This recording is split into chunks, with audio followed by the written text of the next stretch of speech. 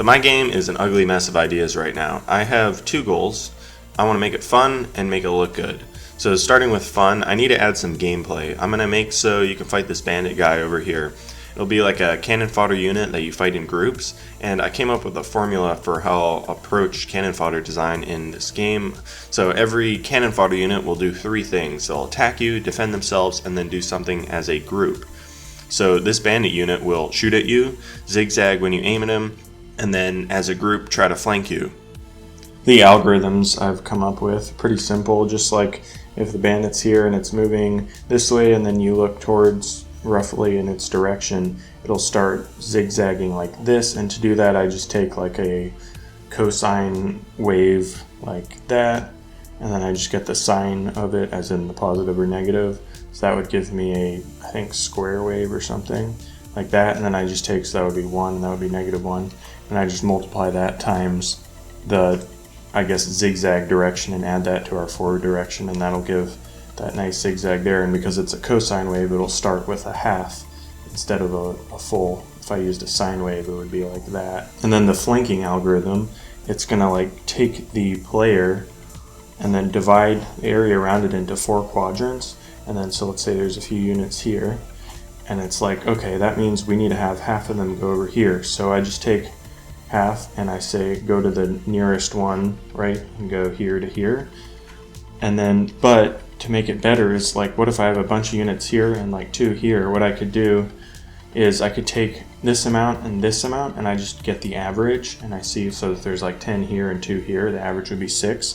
So I see this one has 4 more units than the average, so let's send 4 units around to go here, so that way it's always like maintaining a balance in the amount flanking.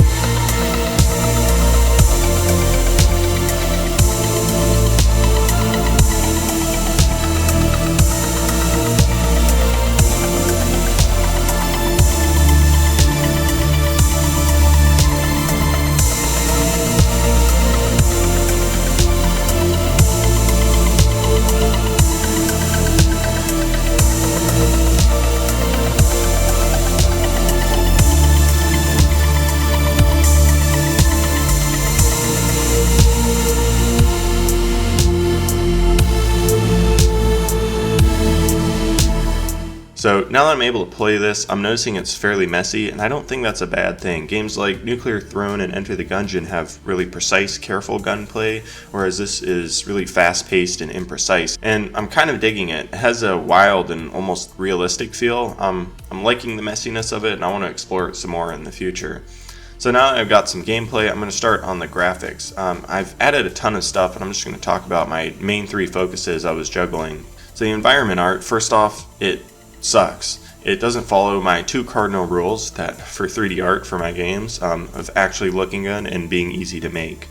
So I set aside a weekend and messed around just sketching tons of desert rocks and imaginary rocks until I finally got something that fit, though I still would mess around with the color scheme for a couple weeks after. After that, I started messing with the puddles. I received a lot of feedback about how it was hard to distinguish them from the ground and also hard to see characters on top of them. So changing the color scheme mainly fixed that. I just had to make sure I had mid-tone colors, since the colors are all either really light or really dark. Then I added some ripple or blur effects, which looked really cool but kind of tanked frame rate on my laptop, especially when recording with OBS.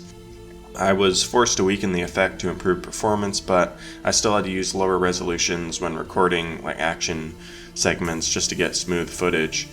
Finally, I added some blur on the puddle edges to give a little impression of depth. The puddles are kind of a problem for me right now, as I've been looking at them too long to see issues with them, so feedback is welcome. For the VFX, the action needs some power. Like, it needs blood and sparks flying, smoke, bullet impacts, and blood and everything everywhere. So for a muzzle flash, I made a spiky mesh rigged with a few bones that I could like rotate and scale randomly, which gave a really nice dynamic effect that's easy to adjust. Then I added a particle effect with some dissolving spheres for explosive smoke, and another particle effect with more generic smoke that lasts longer. And then made like a hit effect that creates a spark particle effect and some smoke effects, same as the muzzle flash smoke. I wrote up a projected decal system to let me spray blood textures and bullet holes on walls, but it ended up being pretty performance heavy, so I scrapped it and instead went for a system that shoots a bunch of raycasts out and places small flat textures where they hit. I also made a custom shader for the bandit enemies that uses a noise texture to dynamically show blood on enemies as you hit them. It's basically a way cooler health bar. So then the inventory, it needs some shock value. It needs to scream what it is. So I started messing with Blender's 2D animation tools to make an opening animation.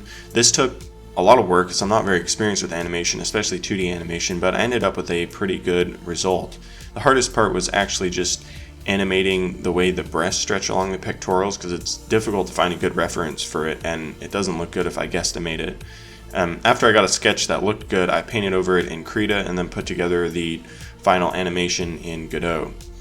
Next, someone had suggested in the comments of my first devlog that I should make the organs jiggle as you move them around, and that was such a good idea. I knew I had to implement that, so I came up with a simple algorithm. When you click on a sprite, it divides it into 8 triangles based on where you click, and then make the edges kind of have gravity so they sag a bit, and then counteract that with like a spring force that pulls them back to their relative start position.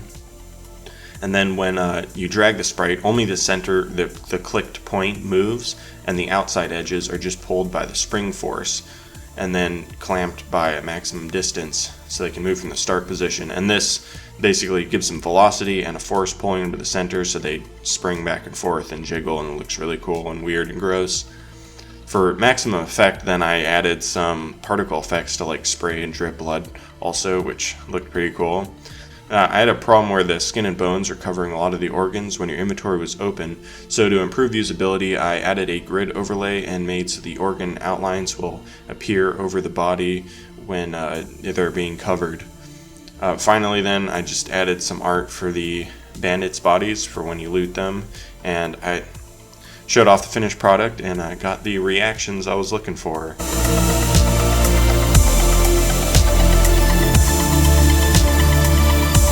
Also, I started a Patreon. Backers will get access to the source code of Thouest, so if you're interested in that, check it out. And also, you'll help support me so I can get better equipment and make better videos faster. And I also made a Discord, so if you want to come hang out, there's links in the description for everything.